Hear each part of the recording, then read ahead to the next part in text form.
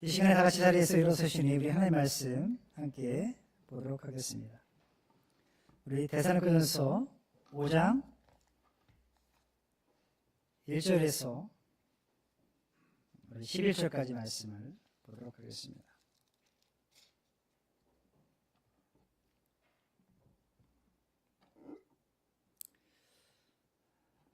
신약성경 332쪽입니다. 5장 1절부터 11절까지인데요. 함께 교독하고 우리 11절은 같이 한 목소리로 봉독하도록 하겠습니다.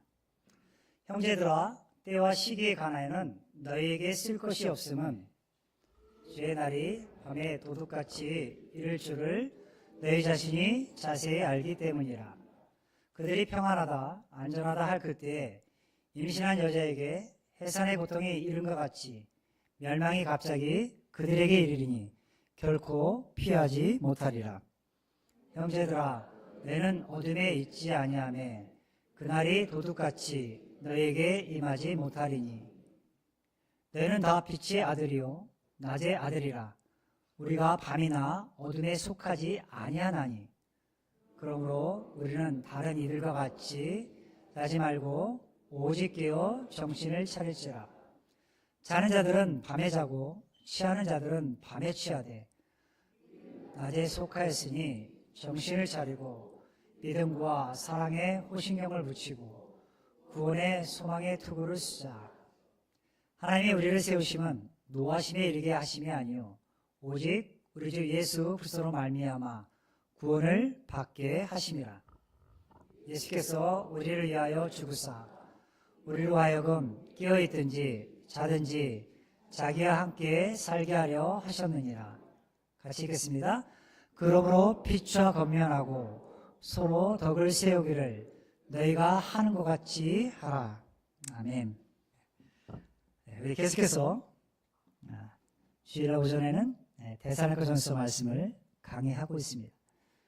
오늘은 재림을 준비하는 삶, 마지막 때 주님이 오실 때 우리가 그때를 어떻게 준비할 것인지 오늘 말씀을 통해서 함께 교훈을 받고자 합니다. 우리 지난 주간에 4장에서 당시 데살로니가의 문제점이 바로 잘못된 재림관이었습니다.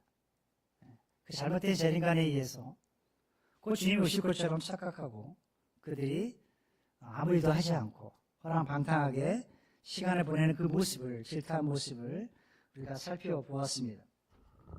오늘은 한 장 더 넘어가서 5장에서 그 재림의 시기와 재림을 기다리는 성도들은 어떤 삶의 태도로 살아가야 할지를 우리에게 교훈해 주고 있는 말씀을 함께 보고자 합니다. 특별히 바울은 이 재림을 준비하는 성도의 삶을 한마디로 이렇게 요약합니다. 항상 깨어 근신하며. 근심한다는 것은 우리 성경에는 오직 깨어 정신을 차릴지라 이렇게 되어 있고 예전 개역 한글에는 근신하라 되어 있죠. 말과 행동을 삼가 조심하라는 거예요. 그렇죠? 항상 깨어 근신하며 피차 권면하라. 서로 덕을 세우기를 피차 권면하고 서로 덕을 세우기를 너희가 하는 것 같이 하라. 평상시 하는 것처럼 하라 이런 거죠. 그래서 말씀의 전체적인 내용은 항상 깨어 있으라는 거예요. 그리고 피차 알아듣도록 권하라 권면하라. 영적으로 깨어있으라. 옆에 사람에게 권하라는 거 권하는 거. 항상 깨어있으라. 영적으로 잠들지 말아라. 깨어있어야 된다. 주님이 곧 오실 것이다. 이런 말씀을 하라는 거예요. 아침부터 좋으시는 분이 있을지 모르겠지만 옆에 분 보시면서 깨어있으라 한번 해보세요. 깨어있으라. 육신적인 깨어이 아니라 영적으로 깨어있으라는 거예요. 깨어있으라. 그 얘기를 하고 있는 거예요. 바울입니다. 여러분, 예수님의 재림, 예수님이 이 땅 가운데 다시 오심은 성도에게 두려움일까요? 소망일까요? 소망입니다. 우리에게 두려움이 아닙니다. 그러나 동시에 오늘날 이 재림 신앙을 잘못 이해해서 자기 목적을 이용하여 사람들을 현혹하고 미혹하는 이단들이 존재합니다.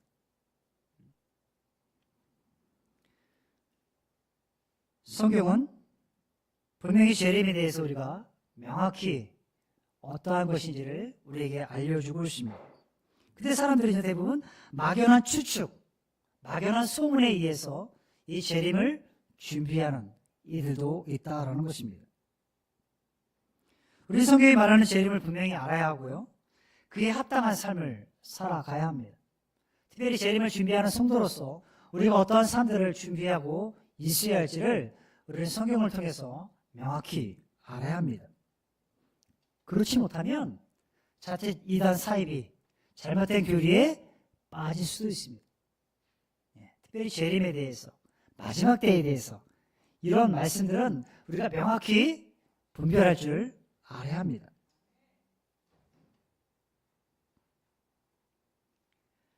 자, 그렇다면 이 마지막 때 우리는 주님의 재림을 어떻게 준비해야 할까요? 그 말씀을 오늘 말씀을 통해서 함께 살펴보고자 합니다. 우리가 분명한 것은요, 주님이 재림하신 그 때와 시기는 알 수 있을까요? 알 수가 없다는 거예요. 재림의 때와 시기는 하나님의 주권에 속한 영역입니다. 우리가 함부로 돈 모아서 점치고 뭐 해서 마술을 부려서 뭐 한상을 봐서 이렇게 알아낼 것이 아니라는 거예요. 바울은 분명히 말합니다. 재림의 때와 시기는 사람이 알 수 있는 영역이 아니라 하나님의 소관이다 말하고 있습니다. 자, 그렇다면 우리는 어떻게 해야 할까요? 재림은 하나님의 소관이고 하나님의 영역이니까 우리가 터치하지 말 것이니까 재림의 때 아무런 준비 없이도 하나님이 다 알아서 하시니까 그냥 우리는 우리의 삶에 충실하면 돼, 이렇게 살아가야 할까요? 여기 재림에 대해서 이 말씀은요, 우리가 무관심하거나 무감각하라는 뜻은 결코 아닙니다.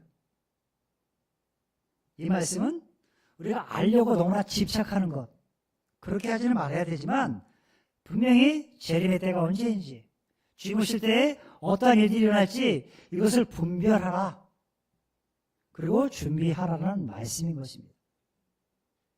재림은 임박해 있습니다. 그것은 우리 잊지 말아야 되겠죠. 그러나 임박해 있다고 이것을 어떻게 알려고 시간적으로 계산하고 이렇게 하기보다는 우리가 그때를 준비하고 주님을 맞이할 준비를 하고 주님의 보좌 앞에 우리가 섰을 때 어떤 모습으로 서 있어야 할지를 평상시 내가 어떤 준비로서 주님을 맞이할 준비를 해야 할지를 우리는 분별해야 할 줄 믿습니다. 오늘 성경에 보니까 주님은, 특별히 주님의 날은 성경이 말하듯이 밤의 도둑같이 전혀 예상치 못할 때 임한다라고 말씀하고 있습니다. 즉 전혀 예기치 못한 순간에 임할 것이다 라고 말씀하고 있죠. 오늘 2절에 보니까 주의 날이 밤의 도둑같이 이를 줄을 너희 자신이 자세히 알기 때문이라. 주의 날, 주님이 이 땅 가운데 다시 오실 그날 도둑같이 오신대요. 아무도 모를 사이. 특별히 여기 주의 날이라는 것은 구약에서는 여호와의 날 이렇게 표현하기도 했습니다. 같은 개념이죠. 아모스 5장 18절에 보니까 그날은 어둠이요 빛이 아니라 이렇게 표현하고 있어요. 즉 여호와의 날, 주의 날은 불신자에게는 어둠과 멸망의 날이다 라고 표현하고 있습니다. 우리에게는 소망이지만 불신자에게는 멸망의 날이라는 거예요. 어둠이 된 날이라고 성경은 밝히고 있습니다. 성도에게는 부활과 승리의 날일 것입니다. 그리고 하나님의 통치가 완전히 실현되는 날이 주의 날일 것입니다. 중요한 점은 바울이 그날이 갑작스럽게 임한다라고 말했습니다.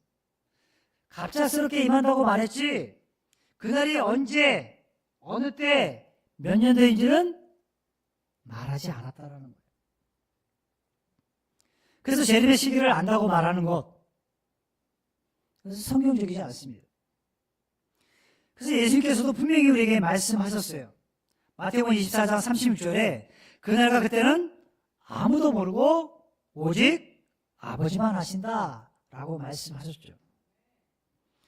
사도행전 1장 17절에도 때하게 하는 아버지께서 자기의 권한을 주셨으니 너희는 알 바 아니요 라고 말씀합니다. 그런데 오늘날 일부 이단들은요, 재림의 시기를 안다고 주장합니다. 어떤 이런 환상 중에 하나님께서 나에게 계시하셨다 라고 말하는 사람들도 등장합니다. 재림의 시기를 안다고 말하는 순간 이미 그 말은 거짓인 것을 우리는 알아야 합니다. 그래서 오직 성도에게 필요한 자세는요, 알려고 집착하는 교만한 마음을 가져서는 안 됩니다. 이것은 모두 하나님의 주권 앞에 놓여져 있는 이야기입니다. 즉 성도는 허락된 범위 이상의 것은 하나님의 주권으로 남겨두려는 겸손한 자세가 필요할 뿐입니다. 그러나 분명한 것은요, 주의 날에 임할 고통, 그날에 있을 이야기들은 우리가 분명히 알아야 합니다.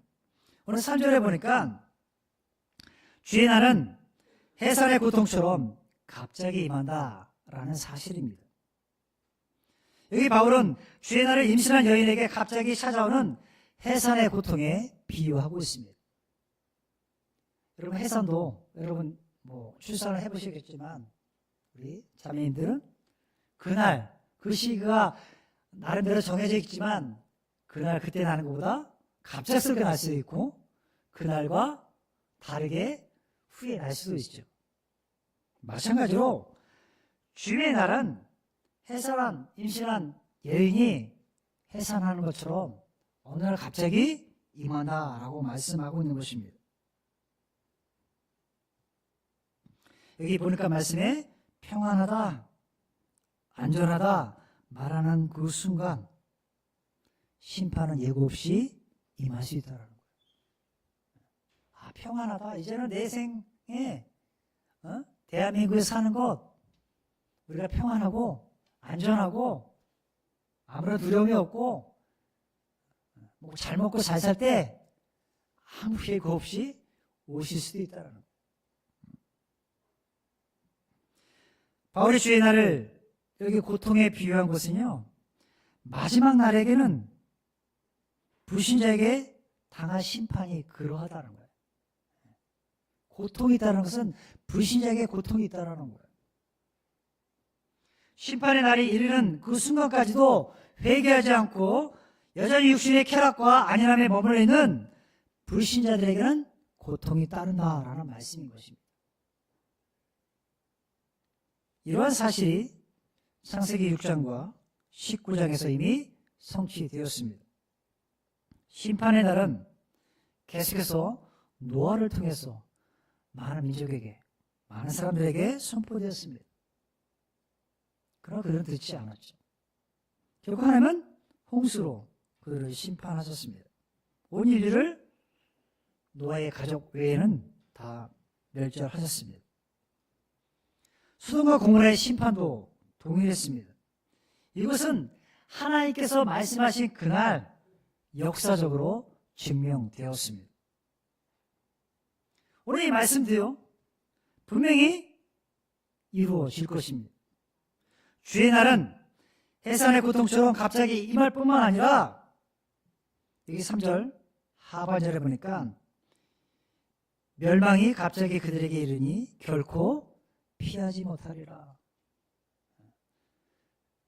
불신자에게는 고통의 날이요, 멸망의 날이요, 그 멸망도 피하지 못한다라고 말씀합니다. 결국 하나님의 심판을 피하지 못한다는 것이죠. 이처럼 하나님의 뜻을 거역하는 자는 하나님의 심판이 예비되어 있다라는 것입니다. 아마 마지막 때가 되면 이 하나님의 심판을 피하기 위해서 발버둥치는 일들도 있을 것입니다. 그러나 결국에는 아무도 이 심판을 피하지 못하고 결국 망하고 말 것입니다. 그래서 이사야서나 예레미야나 이런 말씀 보면 아픔이 해산하는 여인 같도다. 그날은 진노의 큰 날이다 라고 계시록에도 말씀하고 있습니다. 주님이 임하시는 그날은 진노의 날이다. 그날이 너무나 크다. 그 진노가 크다. 물론 예수님이 공중에서 재림하실 때 이 땅에서는 죽은 자들이 먼저 일어날 것이고 산자들이 들림을 받을 것입니다. 그래서 아마 산자들은, 예수 믿지 않는 자들은 큰 것이 없네 라고 생각하겠죠. 그러나 이 땅에서는 7년 동안 대환란이 일어날 것입니다. 그날은 그들에게 고통의 날일 것입니다.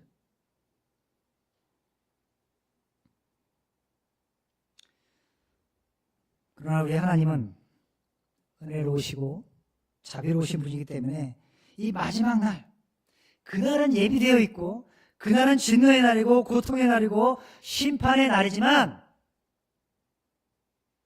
우리 하나님은 온 인류를 심판하시기를 기뻐하지 아니하십니다. 민수기 14장 18절을 보니까 여호와는 노하기를 더디하고 인자가 많다라고 말씀하십니다. 하나님은 단 한 사람이라도 당신 앞으로 돌아오기를 기다리고 계세요. 이사야서 48장 9절에 내 이름을 위하여 내가 노하기를 더디할 것이며 내 영예를 위하여 내가 참고 너를 멸절하지 아니하리라 말씀하십니다.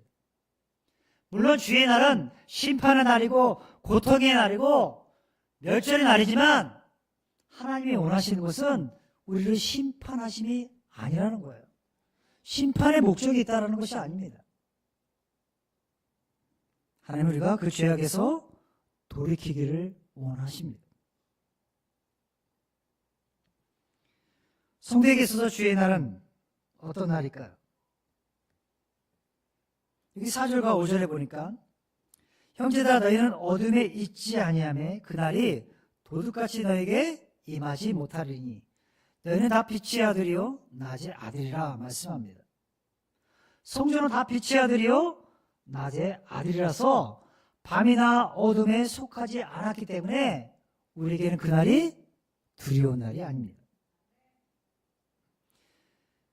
여기 성도를 빛과 낮의 아들이라 표현한 것은 우리가 하나님의 자녀라는 뜻이에요. 빛이신 하나님의 자녀라는 것을 말해주기 위해서 사도 바울은 이와 같은 표현을 한 것입니다. 물론 우리도 예수 믿기 전에는 어둠의 자녀였습니다. 에베소 2장에 보니까 진노의 자녀였다라고 성경은 우리에게 말씀하고 있습니다. 그러나 우리가 빛의 자녀가 되어 빛 가운데 거하게 된 것은 그 모든 것은 주께서 우리에게 전적인 은혜를 베푸셨기 때문입니다. 에베소 5장 8절에 보니까 너희가 전에는 어둠이었더니 이제는 주 안에서 빛이라 라고 말씀합니다. 그래서 우리 성도들은 이 과거의 어두운 행실, 예수 믿기 전에 그 행실을 벗어버리고 빛의 자녀다운 삶을 살아야 할 줄 믿습니다. 그래서 에베소 5장 9절로 14절에 보니까 빛의 열매는 구원받은 하나님의 빛의 자녀들은 모든 착함과 의로움과 진실함에 있다라고 말씀합니다. 그래서 바울은 이 빛의 아들들은 오늘 6절에 보니까 다른 이들과 같이 예수 믿지 않는 불신자들과 같이 자지 말고 오직 깨어 정신을 차릴지라 근신하라 라고 말씀하고 있는 것입니다.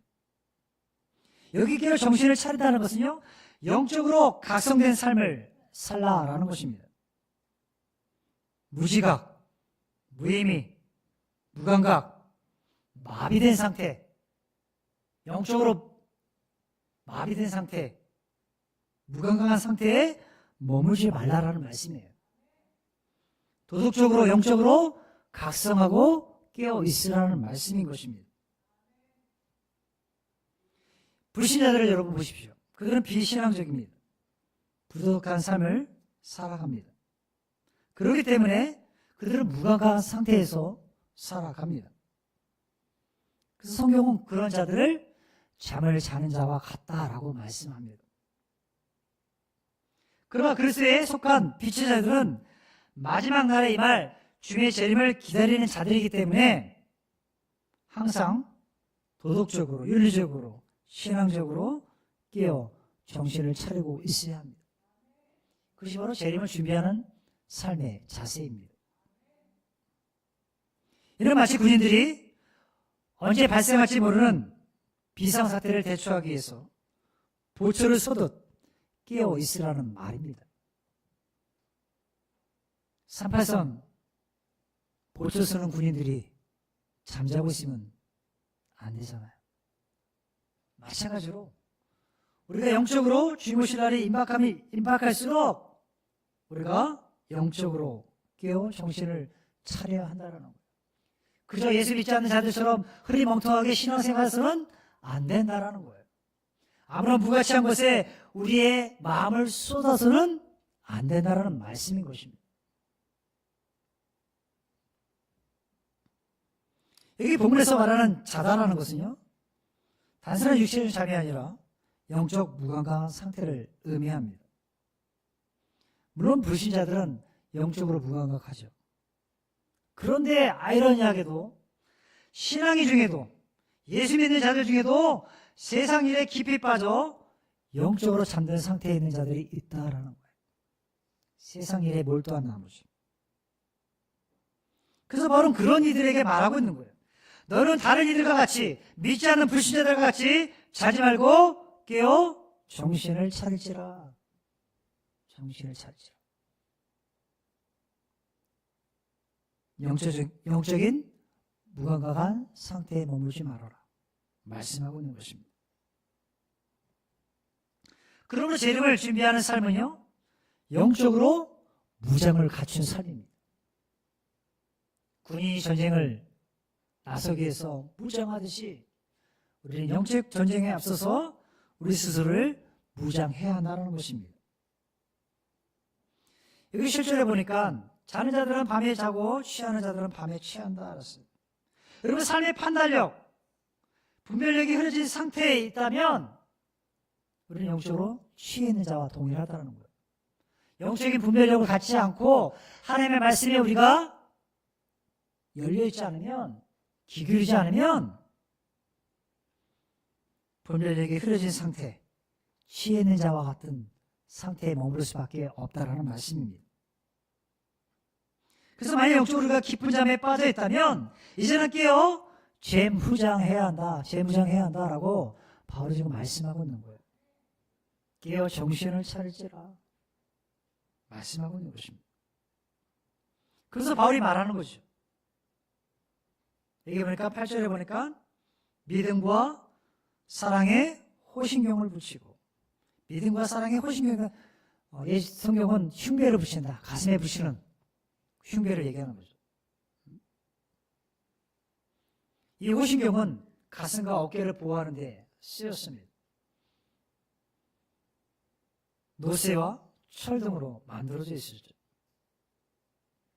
즉 믿음과 사랑은 우리 믿는 자들을 세상의 방탕한 습관으로부터 보호해 준다라는 거예요. 세상으로부터 우리가 보호받는 믿음의 호신경이 뭐라는 거예요? 믿음과 사랑이라는 거예요. 하나님을 향한 그 믿음, 성도 상호 간에 사랑하고 하나님을 사랑하는 그것을 우리 가운데 있다라면 그것이 우리를 지켜준다는 거예요.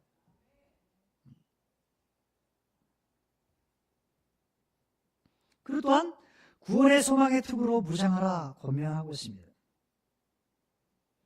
사탄의 공격이 우리 눈에 보이지는 않지만 실제적으로 우리 삶 가운데 늘 일어납니다.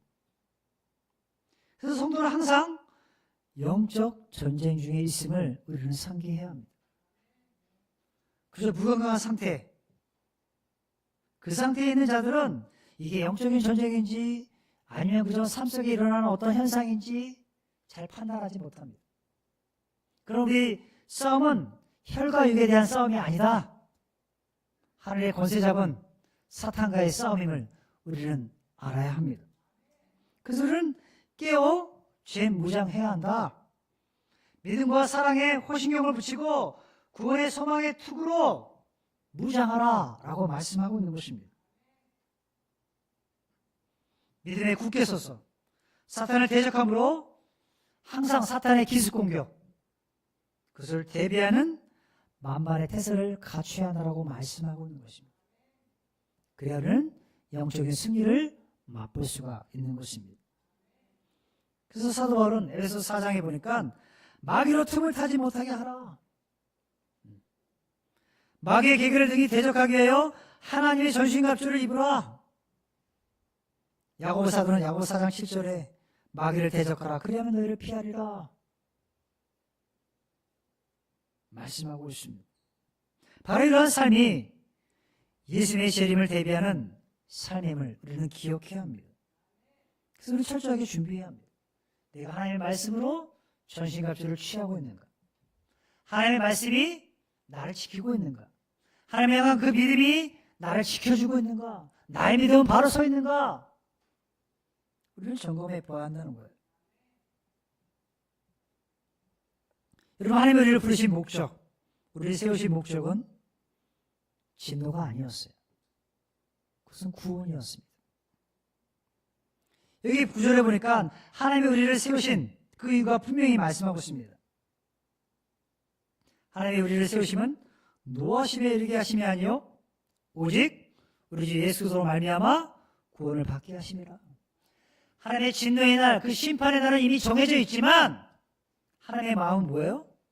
우리가 구원받기를 원하신다는 거예요. 구원받기를 원하십니다. 그러기 위해서 하나님은 예수 그리스도를 구원사역의 도구로 삼으셨습니다. 그리고 우리의 죄를 대신해서 죽게 하셨어요. 그리고 그분은 다시 살아나셨습니다. 그래서 예수의 십자가와 부활은 하나님의 구원 계획의 핵심이었습니다. 그리고 우리는 그 사실을 믿음으로 말미암아 구원받게 되었습니다. 이것은 전적인 하나님의 은혜였어요. 그리고 그 은혜 안에 있는 자들은 그 어떤 세상의 것도 하나님의 사랑에서 끊을 수가 없습니다. 분명한 것은요, 예수님은 우리를 위해 죽으심으로 당신과 함께 영원히 살게 하셨다라는 거예요. 여기 10절에 보세요. 예수께서 우리를 위하여 죽으사 우리로 하여금 깨어있든지 자든지 자기와 함께 살게 하려 하셨느니라 말씀합니다. 죄 있는 우리가 그리스도와 더불어 살게 되었다는 거예요. 이것은 나의 죄를 위해 대신 십자가에 달려 돌아가신 주 예수를 나의 구주로 받아들이기로 신하고 고백했기 때문에 우리는 하나님과 주님과 함께 영원히 거할 수 있게 된 것입니다. 우리가 회개함으로 죄 문제를 해결하지 않고서는 결코 그리스도와 더불어 함께 살 수 없다라는 것을 반증해 줍니다. 그럼 우리가 그리스도와 영원토록 동행할 수 있는 최우선적인 방법은 우리의 죄를 자백해야 합니다. 그리고 그리스도를 나의 구주로 모셔드려야 합니다. 그래서 성경 분명히 우리에게 말씀합니다. 다른 이로서는 구원을 얻을 수 없나니 저나 인간의 구원을 얻을 만한 다른 이름을 우리에게 주신 일이 없다라고 말씀합니다. 예수 그리스도 외에는 다른 이름이 없다라는 거예요. 예수 그리스도에는 구원의 길이 없다라는 것입니다. 내가 길이요 진리요 생명이다 말씀하신 주님에는 다른 길이 없습니다. 그럼 혹 이 자리에 신앙생활은 오래 했지만 예수를 개인의 구주로 영접하지 않은 분들이 있다면 바로 지금이 은혜의 날이요 구원의 날일 줄 믿습니다. 여러분, 언제까지 주저하거나 망설이시겠습니까? 저는 여러분이 더 이상 구원 문제에 대해서 주저하거나 망설이지 말고 주님의 음성에 반응할 수 있기를 바랍니다. 여러분, 하나님은 우리에게 진노하기를 원하지 않으세요. 마지막 나라 믿지 않는 자들에겐 진노의 날이고 고통의 날이고 슬픔의 날이고 저주의 날이지만 하나님은 그것을 원하지 않는다는 거예요. 하나님은 그것을 원하지 않습니다. 하나님은 우리가 예수 그리스도로 말미암아 믿음으로 구원에 이르기를 원하십니다. 바로 오늘이 여러분이 구원받은 날이며 주님과 영원토록 함께 살 수 있는 날입니다. 그럼 이 시간 혹 여러분이 예수님을 개인의 구주로 영접한 사실이 분명치 않다라면 오늘 꼭 구원받고 하나님의 자녀로 거듭날 수 있기를 간절히 원합니다. 오늘 바울은 데살로니가 교회 성도들에게 너희가 그리스도의 은혜로 입어 영원히 주님과 함께 살게 되었다라고 말씀합니다. 그러나 그렇게 되었다고 하루하루를 무사 안일주의에 사로잡혀서 게으르게 살아가는 부도덕한 삶을 살지 말 것을 권면하고 있습니다. 즉 항상 자기의 성장을 위해서 부단히 노력하라 가르치고 있습니다. 그래서 오늘 11절에 말하고 있는 거야. 피차 권면하고 서로 덕을 세우라. 여기 덕을 세운다는 말은요, 이 원어에 보니까, 헬라 원어에 보니까 집을 세우다 라는 뜻이 있어요. 집을 세우다. 덕을 세우라는 말은 그래서 지속적인 신앙의 성장을 당부한 말이에요. 우리의 집을 잘 세워가듯이, 우리의 가정을 잘 갖고 가듯이 그리스도의 아름다운 덕을 세워가라 라는 당부의 말씀이었습니다. 그것도 피차 권면하며 서로 간에. 자, 그럼 바울이 왜 피차 권면하고 서로 간에 이런 이야기를 하라, 왜 집을 세우듯이 덕을 세워가야 되는지 말하고 있는 것일까요? 그것은 우리는 혼자 끝까지 깨어있을 수 없기 때문에. 그래서 잠자는 자들이 있으면 깨어야 되는 거예요. 깨어야 되는 거예요. 옆에서 잠자는 이들이 있으면 영적으로 깨워줘야 합니다. 권면해야 하는 거예요. 영적으로 잠들지 말고. 이 말씀은 또한 신앙생활의 성화를 나타내는 말이었습니다. 그리스도를 영접한 뒤 마지막 날에 하늘나라의 영화로운 상태로 변화될 때까지 너희는 항상 보다 나은 상태를 향해서 나아가라는 권면의 말씀이었어요. 성화를 이루어가라 라는 말씀이었다는 것이죠. 피차 권면하고 서로 덕을 세우라. 지속적으로 성장해라. 성화를 이루어가라 라고 지금 권면하고 있는 것입니다. 여러분, 오늘날 우리가 살고 있는 이 지구촌 곳곳에서 재난과 전쟁과 난리의 소식이 매일처럼 들려옵니다. 사람들은 재난과 기근을 보며 세상 종말이 가까웠다, 재림이 멀지 않았다, 예수 믿는 자들은 그렇게 말합니다. 이 같은 세상에서 우리 성도들의 포지션 어떻게 취해야 할까요? 그저 사람들의 목소리에 동요해야 할까요? 우리는 세상의 목소리에 동요하기보다는 하나님의 뜻이 어디에 있는지 그때를 분별하고 재림의 날까지 주님의 마음, 그날을 도적처럼 주님이 임하시고 그날은 진노의 날이고 고통의 날일 수 있지만 우리에게는 기쁨과 소망의 날이기 때문에, 혹 우리 중에 아직도 진노를 당하고 멸망당할 수 없는 그들을 향해서 복음 전파에 힘쓰는 충성된 종들이 되어야 한다는 권면의 말씀이기도 합니다. 재림의 날은 심판의 날이지만 우리에게는 끝까지 복음을 전해야 하는 그런 사명을 불러일으키는 말씀이기도 합니다. 여전히 사탄은 성도들이 하나님의 은총에서 벗어나 진노를 받도록, 아니 구원에 대한 분명히 확신에서 벗어나 구원에서 떨어질까 두려워하게 하고 불안하게 하고 염려케 하기도 합니다. 우리는 철저히 영적으로 깨어 있어야 합니다. 그날은 반드시 우리에게 임할 거예요. 우리가 알 수 없는 날, 우리가 평안하다 안전하고 하는 그날 주님은 도래하실 것입니다. 이 땅 가운데.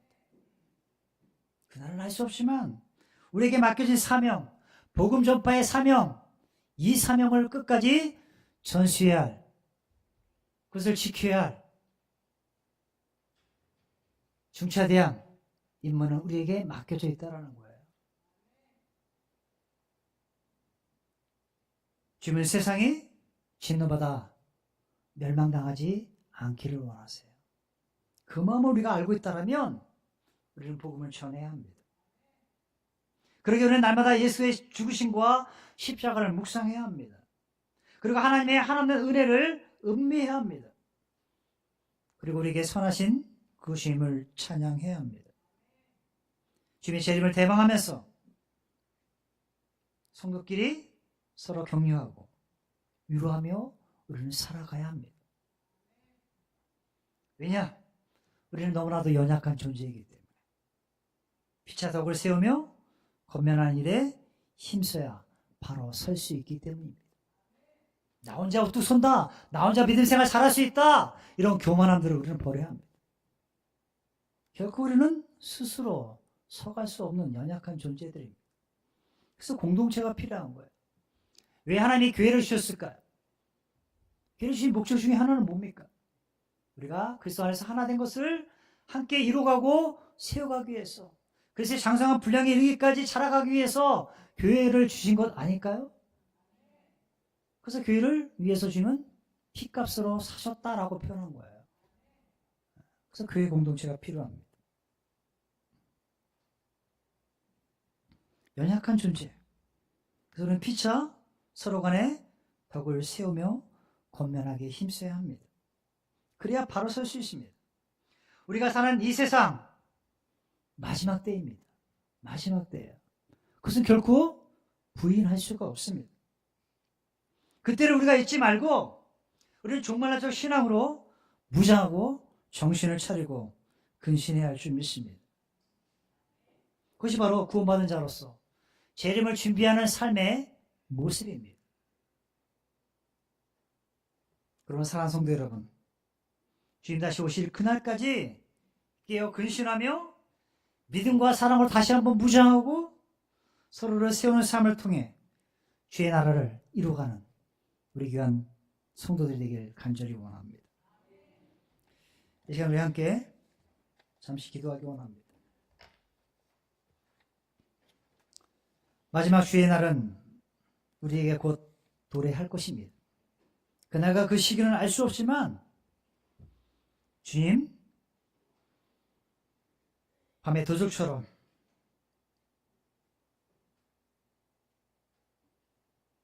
잉태된 여자에게 해산의 고통이 이른 것 같이 곧 임하실 것입니다. 그날은 우리가 알 수 없지만 우리가 할 수 있는 그 일은 믿음 안에서 사랑 안에서 함께 지음받은 그 목적대로 자라가는 것입니다. 성도 상호간에 권면하고 서로 덕을 세우며 그리스도의 아름다운 교회를 세워가야 합니다. 더구나 우리는 우리에게 맡겨진 그 사명을 끝까지 감내해 가야 합니다. 그것이 교회를 주신 목적입니다. 교회가 존재하는 이유입니다. 주님 다시 오시는 그날까지 영적으로 깨어 근신하며 믿음과 사랑으로 무장하고 서로를 세우는 신앙 공동체가 우리 교회가 되기를 원합니다. 거기 시간 여러분 가운데 아직 저는 구원받지 못했습니다. 교회는 오래 출석했지만 분명한 구원의 확신이 없기 때문에 지금 오신다면, 주님이 오신다면 저는 천국 갈 확신이 없습니다. 제가 어떻게 구원받고 주님을 개인의 구주로 영접해야 할지 저는 알 수 없지만 도움받기 원합니다. 제가 예수 믿도록 도와주세요. 어떻게 하면 구원받을 수 있는지 도움받기 원하시는 분들이 있다면 다 눈 감고 기도할 때 잠시 손 들어 펴주시면 감사하겠습니다. 여러분이 어떻게 구원받을 수 있는지, 어떻게 예수 믿고 하나님의 자녀로 거듭날 수 있는지 여러분을 도와드리기 원합니다. 여러분 다 구원받으셨습니까? 분명한 구원의 확신이 있으십니까? 또 그런 분이 이 자리에 한 분이라도 계시다라면 또 예수 믿고 구원받는 은혜가 여러분에게 임하기를 간절히 원합니다. 하나님 감사합니다. 새해를 맞이해서 교회 새로운 임원들을 선출하고 또 부장직들 또 교사들을 임명했습니다. 물론 우리가 그동안 헌신하고 여러 모양으로 수고했지만 새로운 다짐으로 주 앞에 헌신하며 충성을 다짐합니다. 그래서 우리의 헌신을 받아주시옵고 더 놀랍도록 저희들을 사용하여 주시길 원합니다. 뿐만 아니라 우리 귀한 성도들 식당에서 여러 모양으로 헌신하고 또 안내 여러 모양으로 또 각자 주어진 그 은사대로 헌신을 다할 때 주께서 칭찬하여 주시고 하늘의 상급들을 내려 주시옵소서. 특별히 주일학교를 졸업하고 또 중학교를 졸업하고 고등학교에 입학하고 중학교에 입학하는 우리 학생들을 축복하여 주시고 그들의 생애를 통해서도 주님 영광 받아 주시옵소서. 귀한 예배 말씀으로 도전하여 주시고 재림의 때 영적으로 깨어있게 하시고 주님 오신 날에 임박한 이때 피차 서로 덕을 세우는 귀한 믿음의 공동체가 될 수 있도록 축복하여 주시옵소서. 귀한 예배를 감사하고 예수님의 이름으로 기도드렸습니다. 아멘.